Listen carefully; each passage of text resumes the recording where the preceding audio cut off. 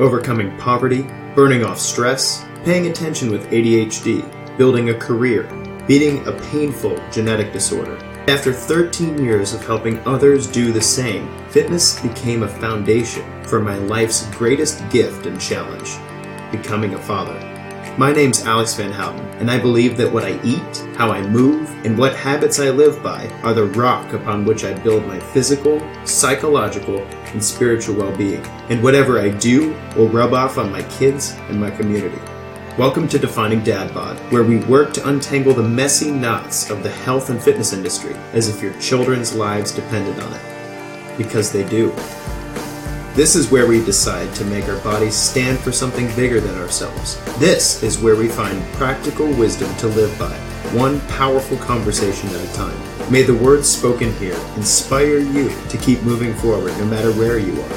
Who knows who you could be if you could become 1% better every single day. We can do the show thanks to the support of listeners just like you. For more information how you can become part of the inner circle, go to findingdadbod.com/inner circle. That's findingdadbod.com/inner circle. What is up, guys? This is Alex Van Houten with Defining Dad Bod. I hope you're doing super well. Buckle up your seatbelts because today's episode is a super fast ride through probably one of the most powerful studies that I've seen come out in the recent months. Today we'll be talking about new and impactful evidence that lends further support to the idea that we should be exercising to change the way our body handles its own genes, rather than just exercising to expend the calories we eat. Is it possible that if you have the genetic makeup to be obese, or perhaps have a higher predisposition toward type 2 diabetes, that there are certain types of exercise you should be doing and certain types of exercise you shouldn't bother with because of how your body responds to those types of exercise? It's a powerful question, and over 18,000 participants in an enormous study in Taiwan helped us take a big leap forward in answering that question. Yes, it turns out that even devoid of information regarding caloric expenditure, there are certain types of exercise that do a better job of keeping our body mass index low, improving our body composition, and reducing our waist and hip circumferences. I'm looking forward to breaking this research down for you, and if you need some help in understanding how best to incorporate this information into your own program, reach out at definingdadbod.com/trial. There, I'll ask you about your health and fitness heaven and your health and fitness hell, and about the last time that you were happy with your own personal health and fitness. If you do a great job answering those questions such that I know you've actually thought about this, and you've taken 5 meditative minutes to picture where you'd like to be ideally a year from now, and also what hell would look like a year from now if you let your bad habits get the better of you, then I'll give you 30 minutes of my time in a consultation and a free week of coaching. That way you can see what an ideal week would look like for you. If you had somebody in your corner cheering you on as you did the things that you intend to do with your own health and fitness, and helping you to navigate the obstacles that oftentimes rear their ugly head and keep you from making the decisions and progress that you'd like to be making.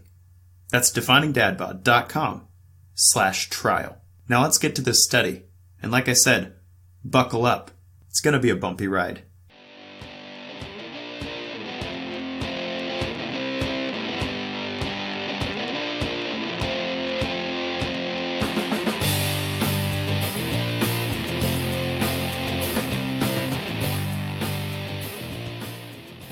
What's up, guys? This is Alex Van Houten with Defining Dad Bod. I hope you're doing super well. Today's show is a little bit of a different kind of show. Today we're going to center on one very powerful, groundbreaking study that was published relatively recently, August 1st, 2019. And I didn't see a lot of press around it, so I thought it was worth walking through with you today here on Defining Dad Bod. I also had the opportunity to walk through this with some of my clients, some of them new and some of them more long-term, and they found this study really powerful. So I want to talk you through the findings today and leave you with some thoughts around it. So let's dive right in. This study again was published on August 1st, 2019, and it's the largest study to date of its kind. 18,424 Taiwanese biobank participants allowed their personal genome to be sequenced to look for markers of obesity. And then those participants answered a lot of questions as well as allowed themselves to be weighed and measured so that this vast number of participants could be analyzed for any correlations among the obesity genes, their current lifestyle, exercise, and nutrition practices, and their actual outcomes. What the study's researchers hoped to find was some sort of correlation between certain lifestyle factors and how genes were expressed because of it. What the study found was extremely powerful. In short, there are certain types of exercise that seem to buffer the effects of obesity genes. I know, it blew my mind too. Let's dive in. So the participants were 18,424 Han Chinese adults, ages 30 to 70. Their genomes were measured and marked for what's called a genetic risk score for obesity. They were also measured on 5 measures of obesity. 1. Body mass index. 2. Body fat percentage. 3. Waist circumference. 4. Hip circumference. And 5. Waist to hip ratio. Like I said before, this was the first large-scale genome study ever done on the effects of obesity genes. So they took all this data and then they looked through the genetic risk scores as a function of whether or not these people were actually obese. The last piece of evidence that they put into the mix was self-report on regular exercise. They asked participants about 18 kinds of exercise that they engaged in. I'm going to read the top ones out to you, but I don't imagine you're interested in all 18. But it turns out that there are a couple that have mitigating effects on the obesity genes that others don't affect. So they had a no exercise category. They had walkers. They had faster paced walkers called exercise walking. They had joggers, cyclers, mountain climbers, stretchers, international standard dancing, swimming, Tai Chi, and you gotta love Taiwan because they included Dance Dance Revolution, DDR. Yoga, Qigong, weight training, badminton, and tennis were also included in this study. So let's see what they found. It's pretty unanimous across the board that exercise of any sort is going to have mitigating effects on obesity risk factors measured genetically. That is, if you have the genes that increase your risk of being obese, then any sort of exercise is better than none. But very few studies have looked at all 5 of these measures of obesity rather than just body mass index, and no study has looked at the effects of different types of exercise on these 5 factors. So if you don't hear anything else from me today, here it goes. These are the exercises found to have the biggest effect on buffering obesity genes, meaning that if you engage in these types of exercise, despite having genetics that would predispose you to obesity, then it may have a profound effect on your ability to not be obese. Mountain climbing, walking, exercise walking, and international standard dancing all had positive effects on BMI. Also, if you had a yoga practice that was longer than 6 months or more, participants were also found to have mitigating effects on BMI. But the most powerful exercise modality to address body composition, to address BMI, to address waist to hip ratios was jogging. This study found that individuals who reported jogging on a regular basis, despite having a high risk for obesity because of their genetics, had better body compositions, lower BMI, lower waist circumference, and better waist to hip ratios.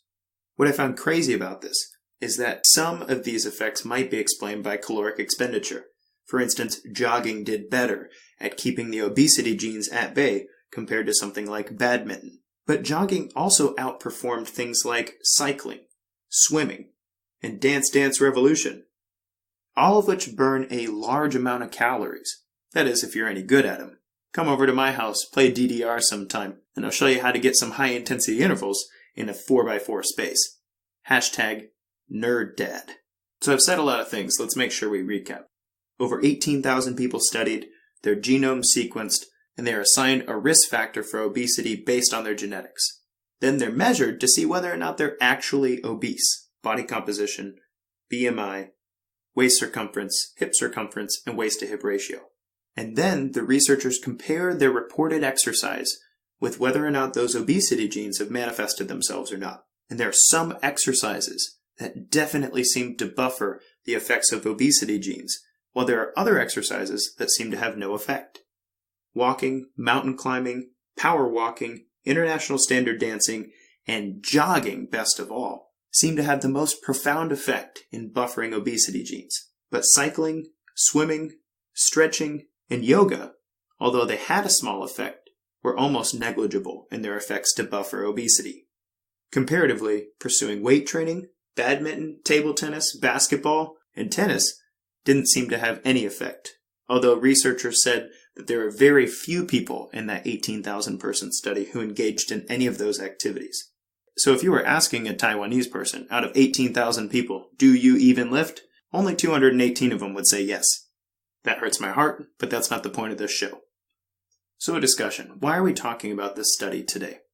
Well, we just finished a little while back our Beyond Calories series, and one of the things that I spoke about and one of the things that I was really interested in was the idea of exercise in conjunction with its ability to adapt our bodies and affect our genetic makeup rather than just to be an expenditure of calories in our day.